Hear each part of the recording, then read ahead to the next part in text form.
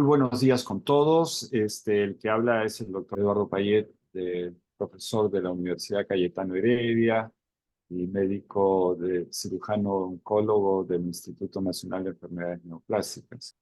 Hoy estamos reunidos para escuchar al doctor Mario Trejo Guamán, quien recientemente ha concluido su entrenamiento como subespecialista en la especialidad de cirugía oncológica abdominal por la Cayetano Heredia, con sede en el Instituto Nacional de Enfermedades Neoplásicas.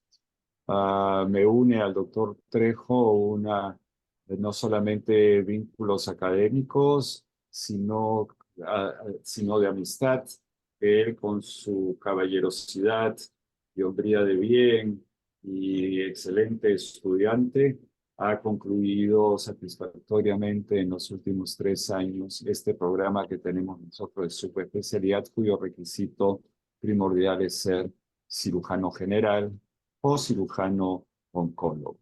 Entonces, dejo con ustedes al doctor Trejo, quien hablará sobre neoplasias quísticas pancreáticas, que este tema es como parte de su graduación como subespecialista en cirugía del cáncer del aparato digestivo. Adelante, doctor Trejo. Buenos días, doctor. Buenos días con todos. Muchas gracias por la presentación, doctor Payet.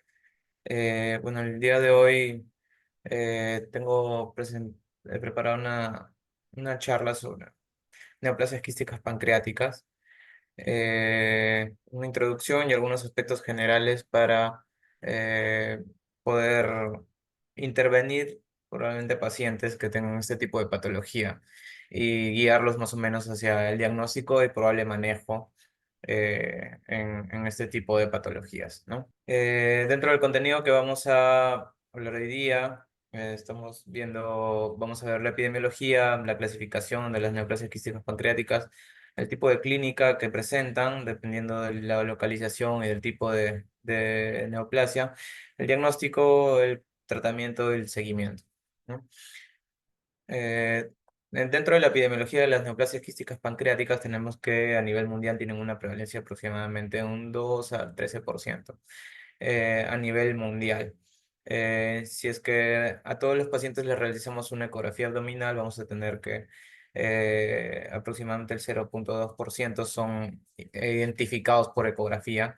Si realizamos tomografías, vamos a ver que el 2,6% de pacientes presentan neoplasias quísticas pancreáticas, y si realizamos resonancias magnéticas o colangioresonancias, vamos a ver que inclusive podemos identificar una mucho mayor cantidad de neoplasias quísticas pancreáticas en los pacientes asintomáticos. Inclusive si realizamos autopsias, vamos a ver que algunos presentan mayor al 50% de las personas presentan algún tipo de neoplasias quísticas pancreáticas, ¿no? Entonces el diagnóstico por imágenes aumenta la incidencia de presentación de las neoplasias quísticas pancreáticas, más que todo porque son quistes asintomáticos. Y también está escrito que a medida que aumenta la edad, hay mayor presentación de cualquiera de estos tipos de neoplasias quísticas pancreáticas.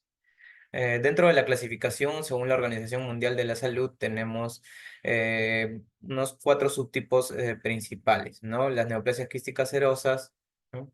Las neoplasias quísticas mucinosas, las neoplasias mucinosas papilares intraductales y los tumores sólidos pseudopapilares también están clasificados dentro de este grupo. Hoy día vamos a hacer hincapié más que todo en las 3 primeras. Voy a describir también la última, ya que las 3 primeras casi comparten un mismo tipo de algoritmo casi para el diagnóstico. Es importante identificarlas, reconocerlas y tener un abordaje o un flujograma de manejo, porque estos pacientes tienen algunos tipos de neoplasias quísticas pancreáticas tienen un porcentaje que pueden malignizarse, ¿no? Por ejemplo, las mucinosas tienen hasta un 15% a nivel de series mundiales de pues, de poder malignizarse. Las serosas, en cambio, solamente un 0,1%, y los IPMNs, ¿no? Las neoplasias mucinosas intraductales papilares, dependiendo del subtipo, vamos a ver que pueden llegar desde el 30 al 60% de tasa de malignización. Entonces tenemos las neoplasias quísticas serosas, ¿no? Estas son sus iniciales en inglés, son aproximadamente de un 30%. Las neoplasias quísticas mucinosas del 10 al 45%. Los IPMN se presentan un 20 al 30% y los tumores sólidos pseudopapilares en un 5%, ¿no? Son una tasa menor. Clínicamente, todos estas neoplasias quísticas pancreáticas son asintomáticos, generalmente en un 70% de los pacientes. Y los que sí son sintomáticos son dependiendo más que todo de la ubicación y del tamaño. El síntoma más frecuente es el dolor abdominal, dependiendo del tamaño. En pacientes que presentan IPMNs o neoplasias quísticas mucinosas que tienen comprometido el conducto pancreático principal, pueden tener episodios de pancreatitis aguda, puede debutarse como una pancreatitis aguda. E inclusive pueden presentar también ictericia dependiendo de la localización. Los que se encuentran a nivel de cabeza de páncreas pueden producir compresión extrínseca, tapones de mucina o inclusive invasión del conducto pancreático, del conducto colédoco, y pueden presentar cuadros de ictericia, ¿no? El diagnóstico más que todo es imagenológico, ¿no? Tomografía o resonancia, e inclusive también dependiendo del tamaño, la ultrasonografía, la ecografía, ¿no? Eh, las diferencias o las ventajas de cada uno de los tipos de estudios por imágenes son como que la resonancia magnética es no invasiva, podemos ver inclusive la comunicación de la lesión si es que se presenta con el conducto pancreático principal, ¿no? Un ducto de quiste. Podemos evaluar también la composición interna si es que tiene componente sólido, tabiques, y podemos hacer seguimiento ya que para seguir observándolo si es que presentan un cierto porcentaje probable de malignizarse. También podemos ver si es que presentan calcificaciones y son útiles dependiendo del tipo de 15 un 40 al 50% y nos permite diferenciar si es que tienen características benignas o malignas en un 50-70%. Por tomografía también vamos a poder ver las calcificaciones, ya vamos a estudiarlo en las siguientes láminas. El único problema es que tenemos radiación, ¿no? Vamos a poder ver también si es que se comunican con el conducto pancreático principal y son bastante sensibles para los IPMNs, y también vamos a poder diferenciar si son benignos o malignos en un 70-80%. Entonces, vamos a hablar de cada una de las neoplasias quísticas pancreáticas. La primera son las del tipo seroso, que han sido descritas en el año del 78 por Compagna. Son aproximadamente el 30% de las neoplasias quísticas pancreáticas. Un tercio de ellas son serosas. Generalmente, o casi todas, son benignas. Y el porcentaje entre varón y mujer, la relación es de 4-1. La edad aproximada de presentación es aproximadamente los 60 años y el tamaño promedio que llegan a presentar son de 5 a 7 centímetros. La localización más frecuente son a nivel de cabeza, cuerpo, cola, y vamos a tener dos tipos de presentación, ¿no? Clínicamente son asintomáticos la mayoría de casos. Los que se encuentran a nivel de la cabeza, dependiendo del tamaño, el 50% de veces pueden o no pueden presentar ictericia, ¿no?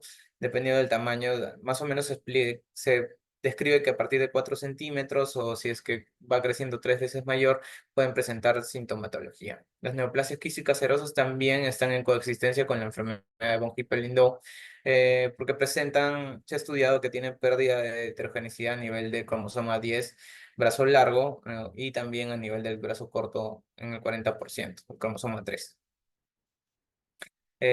Si es que hacemos la revisión de la anatomía patológica, vamos a ver que las neoplasias quísticas serosas presentan células cuboidales, ¿no? Y tienen un componente microquístico de un 70%. Son múltiples quistes pequeños, como se pueden ver.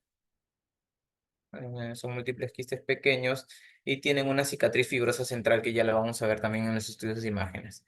Y unas clasificaciones de un patrón estrellado, o también se está descrito como un patrón de panal de abeja, también se puede evidenciar en estudios de imágenes. Hay dos tipos, el oligoquístico o el macroquístico, dependiendo del tamaño y de la localización en la cabeza del páncreas. Es importante recordar que las neoplasias quísticas serosas no se comunican con el sistema ductal del páncreas y tienen una pared libre que no se adhiere al parenquima pancreático, ¿no?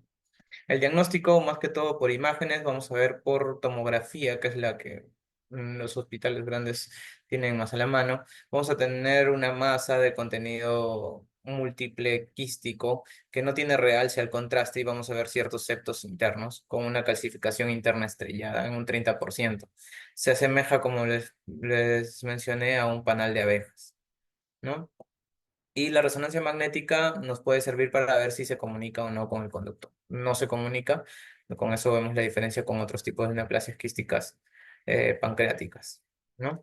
Por ejemplo, aquí tenemos otro quiste, estos ya son estudios de resonancia, vamos a ver que tienen un patrón multiquístico en panel de abeja con ciertas calcificaciones a nivel estrellado, ¿no? Y este es un estudio de pieza operatoria macroscópica, ¿no? Quistes múltiples, es un patrón macroquístico. El segundo tipo de neoplasias quísticas pancreáticas son las neoplasias quísticas mucinosas, que también fueron descritas en el año del 78 y son aproximadamente hasta el 45% de las neoplasias quísticas pancreáticas. Se presentan mayormente en mujeres en una edad aproximada de 50 años y estas se encuentran en el 90% de los casos a nivel de cuerpo o cola.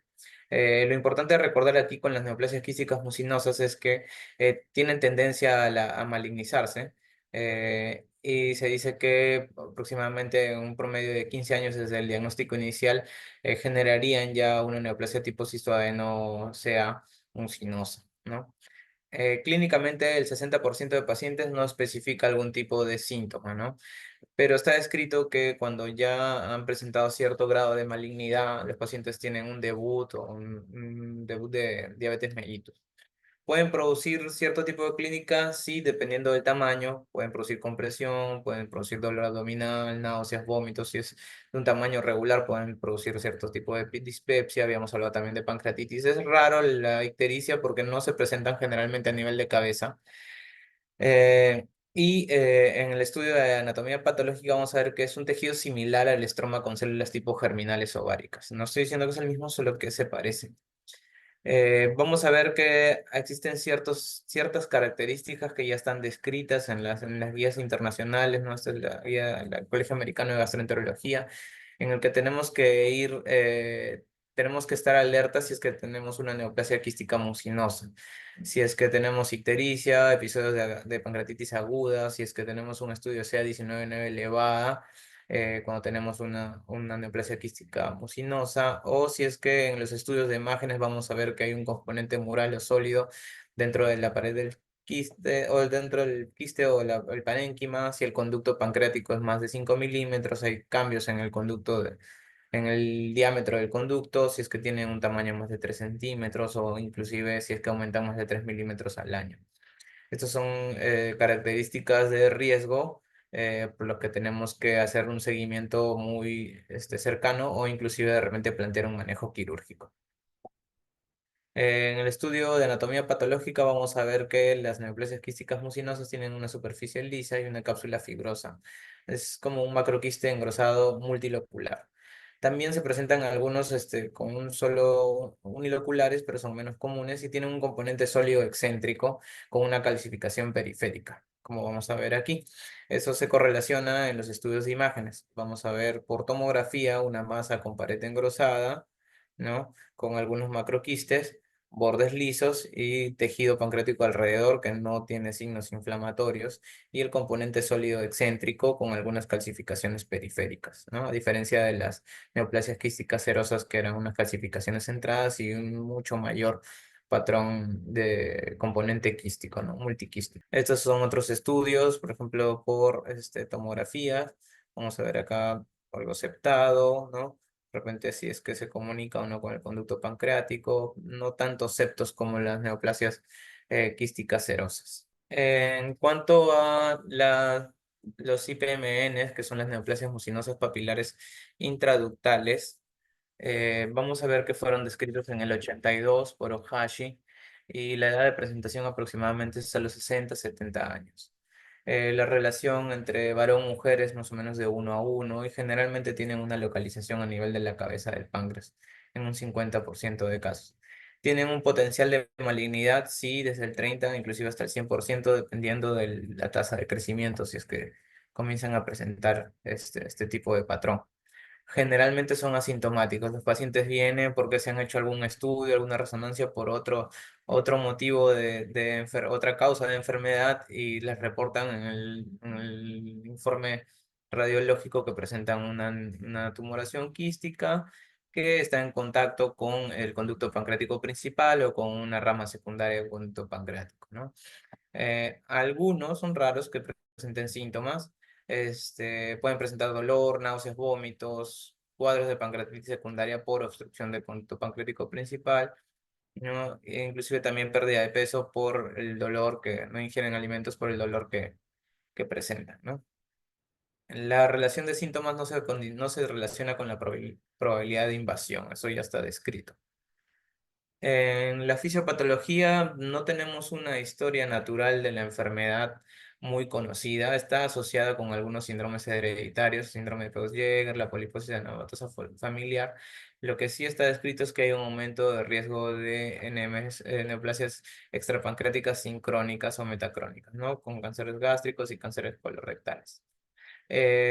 Lo que sí puede presentarse en los IPMNs es que presenten progresión lenta desde las lesiones displásicas de bajo grado a producir un cáncer invasivo. Por eso que vamos a ver un algoritmo de manejo o de seguimiento para este tipo de neoplasias quísticas, ¿no? Hay una similar secuencia de carcinoma del cáncer, un cáncer de páncreas y colon, y también hay una expresión de un gen de PC4 en los IPMNs.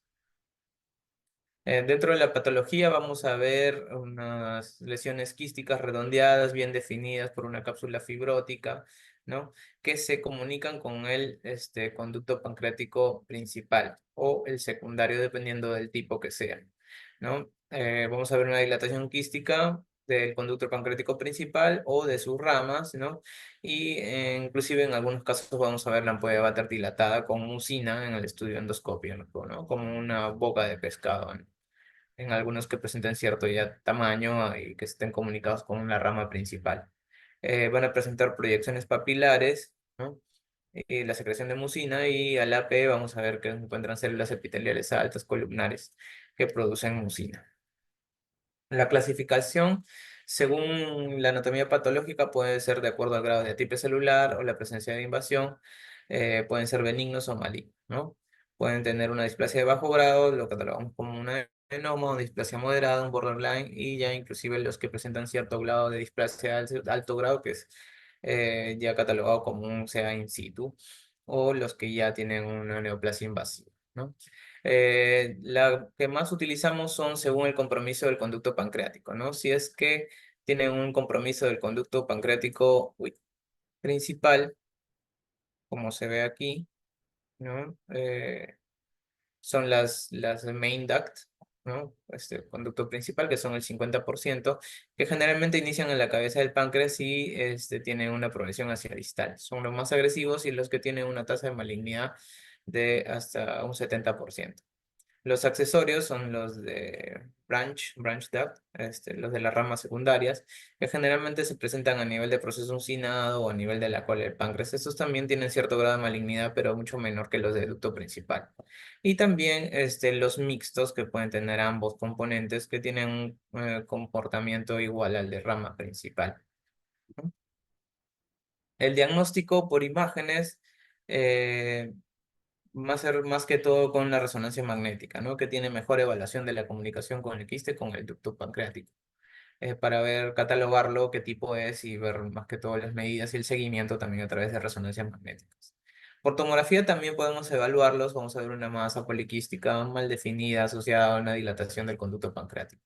Si es de rama principal, vamos a evidenciar algunos nódulos murales dentro del conducto pancreático principal y una dilatación del conducto más de 10 milímetros generalmente.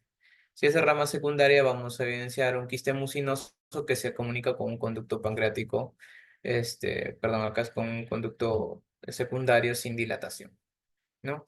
Por ecografía también, dependiendo de cómo es operador dependiente, dependiendo de la experticia del operador, vamos a evidenciar algunas quistes aglomerados como un patrón de racimo de uvas que tienen algunos efectos de llenado, probablemente por la mucina o nódulos murales papilares. Si es que llegamos a hacer algún estudio tipo biopsia por aguja fina, vamos a encontrar que tienen bastante componente de amilasa, y hay que ver más que todo en los IPMN los signos de malignidad, así como había algunos factores de alto riesgo para las neoplasias quísticas mucinosas, porque tienen cierto porcentaje de malignidad, los IPMNs también. si vamos a encontrar nódulos murales más de 3 milímetros, si tienen algún componente sólido, calcificaciones dentro de los quistes, está escrito que son signos de malignidad.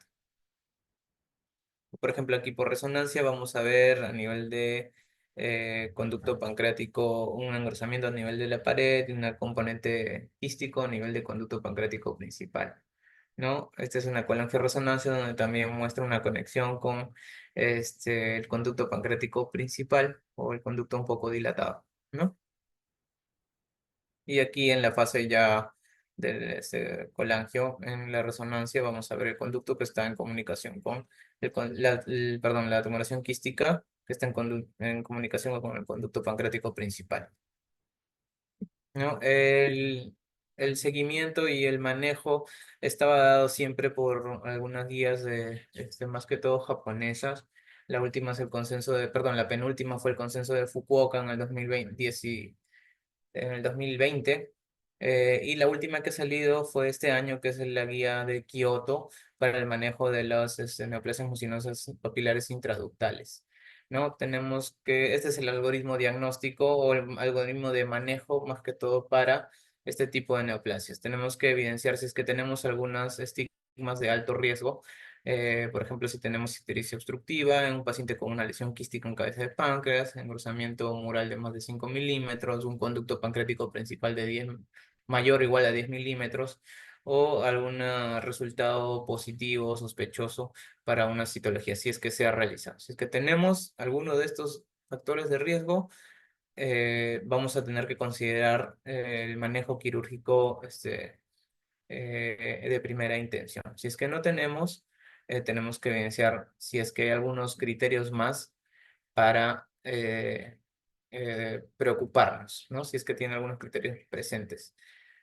Si ha tenido episodios de pancreatitis aguda del paciente, si es que está teniendo elevación sostenida del CA19-9 a nivel sérico, si es que ha tenido un nuevo episodio o si es que está debutando con diabetes mellitus.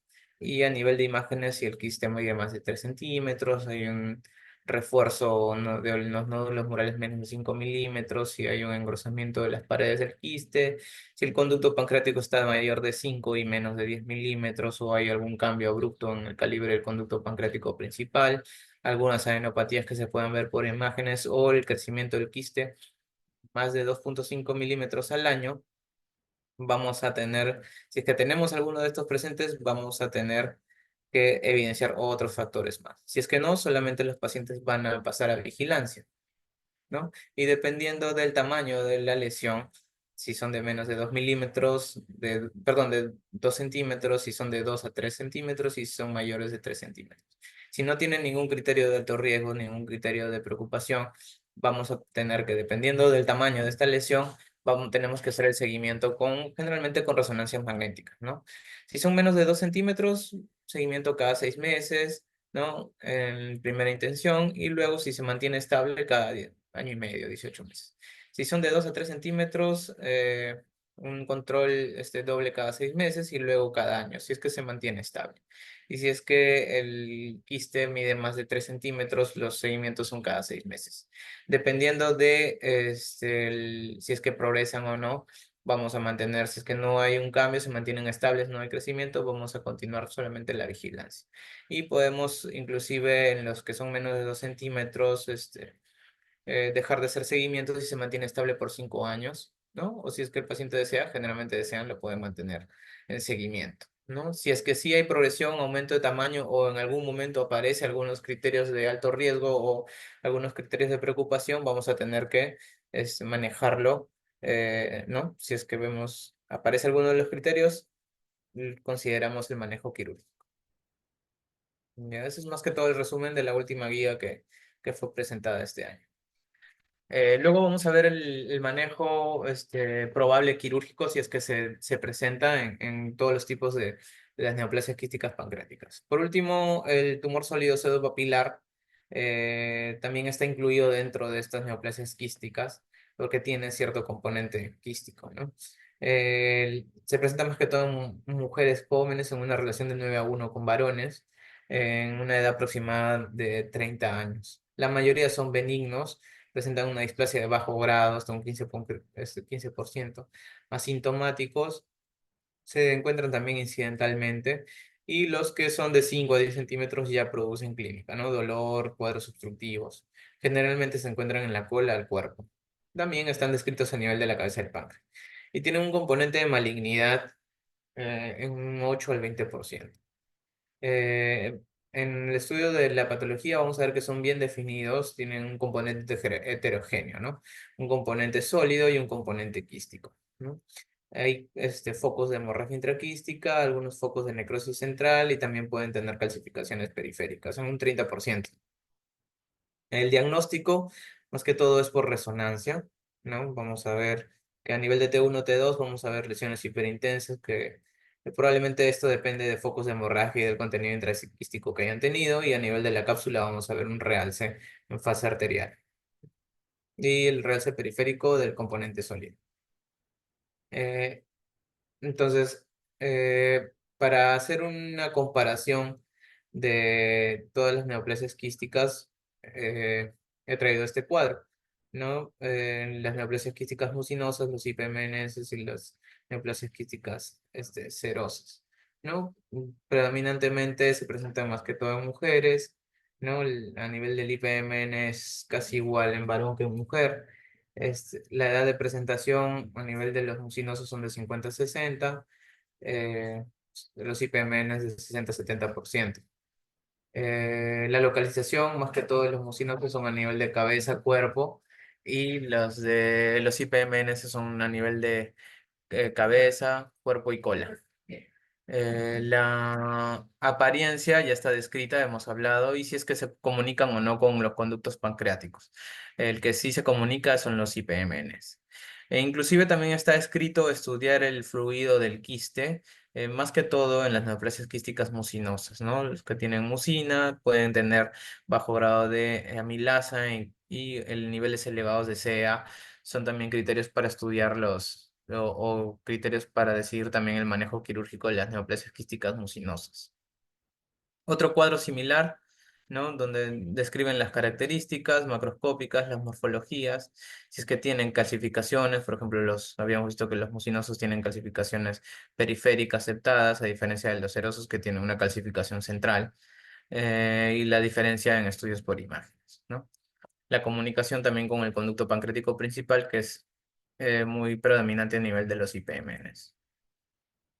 En la guía americana del Colegio de Gastroenterología también tenemos si es que se puede estudiar qué tipos de estudios de imágenes y del fluido podemos hacer en los diferentes tipos de neoplasias quísticas, ¿no? Por ejemplo, en los serosos, en los IPMNs de rama secundaria, de rama principal, en las neoplasias quísticas mucinosas, en los sólidos pseudopapilares, y estos son otros tipos de neoplasias quísticas, ¿no? Las manifestaciones clínicas asociadas y algunos estudios de imágenes y de fluidos que se pueden estudiar. Entonces, el diagnóstico imagenológico, más que todo, es por resonancia magnética y nos permite identificar mucho mejor este tipo de neoplasias, ¿no? Tienen una mayor especificidad para los IPMNs, ¿no? Y la sensibilidad, más que todo, para diferenciar los septos y la comunicación con el conducto desde un 91 hasta un 100%. También, como les mencionaba, si es que llegamos a estudiarlo de forma eh, con ultrasonografía y el estudio del líquido del tipo de quiste, de neoplasia quística, nos sirve uno para identificar el tipo de morfología interna que presenta el nódulo y la posibilidad de realizar una punción con aguja fina, ¿no? Un método diagnóstico invasivo que ya es una segunda línea. Tiene poca tasa de complicaciones, un 2 un 3% puede producir dolor abdominal, cuadros de hemorragia intraquística o inclusive también pancreatitis. Está descrito. Hemos visto pacientes con pancreatitis post punción en neoplasias quísticas pancreáticas. El análisis del líquido, de repente en algunos quistes indeterminados que no tienen cierto tipo de características tan usuales como están descritos cada tipo. Vamos a ver que se puede hacer un test de viscosidad, si es más de 3.5 milímetros, el string sign, probablemente sea un quiste mucinoso. El nivel de CA diferencia los IPMNs de las neoplasias mucinosas de otros tipos de quiste, la amilasa, que incluye pseudoquistes, y la citología también para evaluación de displasias de alto grado y de repente cáncer in situ en neoplasias mucinosas o inclusive en IPMNs. Hay algunos marcadores también moleculares que se están estudiando, pero más que todo el diagnóstico con aguja fina, basándonos en la citología y en la milasa del CEA, nos da cierto nos orienta hacia cierto tipo de neoplasias quísticas que ya hemos descrito, ¿no? Más que todo las mucinosas o inclusive los IPM. Hay algunas guías que indican cuándo es que tenemos que realizar estudios con aguja fina en neoplasias quísticas pancreáticas, ¿no? Pero todo esto ya con el advenimiento de los estudios por imágenes que son cada vez más específicos y tienen mayor resolución, están dejándose también de lado. Según la Organización Mundial de Gastroenterología, vamos a tener un algoritmo casi similar al que ya está descrito para IPMNs, ¿no? Esto es más que todo para lesiones pancreáticas quísticas. Si tenemos presencia de también algunas características de alto riesgo para malignidad, aquí también vemos la dilatación del conducto pancreático principal de más de 10 milímetros, un componente sólido reforzado más de 5 milímetros, o si es que ha tenido ictericia, si es que el paciente ha tenido antecedentes de pancreatitis, tenemos que considerar el manejo quirúrgico, ¿no? Considerar la resección para quistes sintomáticos, para IPMN de rama principal y mixtos, y si es que tenemos alto riesgo, algunos criterios de malignidad o alto riesgo. Si es que no presenta el paciente que tiene una lesión quística, ninguno de estos datos, y vemos que el quiste es de menos de 3 centímetros o algunas características que sean microquistes o unas características que nos orienten a neoplasias quísticas serosas, solamente lo vamos a observar regularmente porque los neoplasias quísticas serosas tienen muy bajo riesgo de malignidad. Si es que no presenta y también hacemos un estudio con punción aspiración, vamos a poder diferenciar si son serosos o mucinosos. Si son serosos, vamos a seguir haciendo alguna observación. Si es que observarlo de acuerdo al comportamiento, ¿no? Si es que son del tipo mucinoso, no tienen mucina positivo, un CA elevado, vamos a tener que seguir vigilando y vamos a ver si es que presentan en algún momento algunos criterios de malignidad, vamos a tener que plantear el manejo quirúrgico. Si es que no presentan esto, seguimos observándolo y también tenemos que ver si es que tienen alguna comunicación con si es que tienen alguna comunicación con el conducto pancreático principal para diferenciarlos si son IPMNs o neoplasias quísticas mucinosas. Si son IPMNs, vamos a seguir el otro algoritmo dependiendo del tamaño y de los criterios de riesgo. Y si es que no, y tiene signos de preocupación, son neoplasias quísticas mucinosas, vamos a tener que considerar el manejo quirúrgico de estas.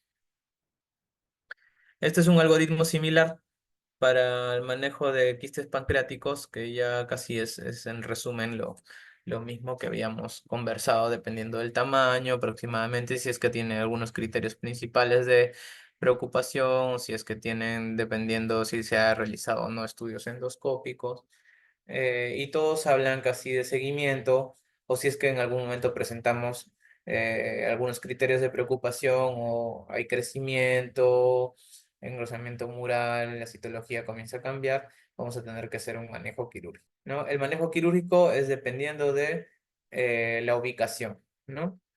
Si es que tenemos lesiones a nivel de cabeza de páncreas, vamos a tener que realizar duodenopancreatectomías. Si es que las lesiones son a nivel distales, vamos a tener que realizar pancreatectomías distales o inclusive las centrales, los que son a nivel de cuerpo, está descrito pancreatectomías centrales o unas distales ampliadas o unas duodenopancreatectomías cefálicas también ampliadas. Este es el cuadro según una revisión de las diferentes guías, según la Asociación, la Sociedad Europea, según la Asociación Internacional de Pancreatitis, la Asociación de Gastroenterología, hay algunas indicaciones absolutas para cirugía, ¿no? Dependiendo de los quistes, si son de tipo mucinoso, tienen indicación quirúrgica, si son los IPMNs, tienen un conducto pancreático más de 5 milímetros o un componente de citología positiva para malignidad, también manejo quirúrgico. Según la guía, todos los mucinosos deberían operarse. En cambio, la guía europea en el 2018 describió algunas características eh, como si es que son sintomáticos, el quiste más de 4 centímetros y un engrosamiento mural, recién tendrían indicación absoluta de manejo quirúrgico, igual que los IPMNs. Y hay también indicaciones relativas, ¿no? Y como les mencionaba, los diferentes tipos de abordaje quirúrgico, las duodenopancreatomías cefálicas, las distales o inclusive las pancreatectomías centrales. Este es un algoritmo que se presentó en el 2018 por el Colegio Americano de Gastroenterología, pero me parece que el último algoritmo de la guía de Kioto, con el previo del consenso de Fukuoka, que fue dado por la Sociedad Internacional de Pancreatología, tiene mucho mayor impacto y está mucho mejor descrito el seguimiento, ¿no?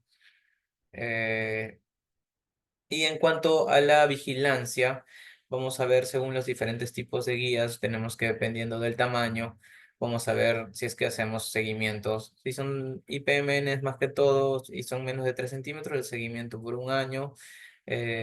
Y luego vamos a tener cada 2 años, ¿no? Y el tipo de la vigilancia la hacemos más que todo con resonancia magnética o con la angioresonancia.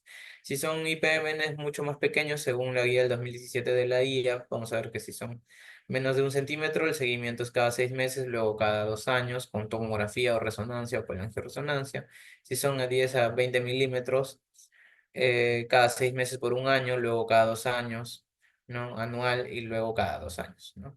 Si son más de mayor tamaño, de 2 hasta 3 centímetros, cada 3 a 6 meses y luego anuales. Inclusive esta guía propugna el seguimiento con ultrasonografía. Y según la guía europea del 2018, el punto de corte es de 4 centímetros, tanto para los IPMNs y para las neoplasias mucinosas. Las serosas son generalmente benignas y el seguimiento no es tan largo, ¿no? Cada 6 meses por un año y luego anual con un estudio sea 19/9, endoscopía o resonancia magnética. Eh, Creo que he tratado de abarcar lo más general y tratar de profundizar en cuanto al diagnóstico y al seguimiento de cada uno y las características de cada uno de los tipos de las neoplasias quísticas pancreáticas para poder hacer un enfoque global y abordar más que todo el manejo o una guía para que eh, los diferentes colegas puedan tener ciertos parámetros de cómo direccionar el manejo de los pacientes con alguna patología quística pancreática, ¿no? Creo que eso sería todo. Muchas gracias.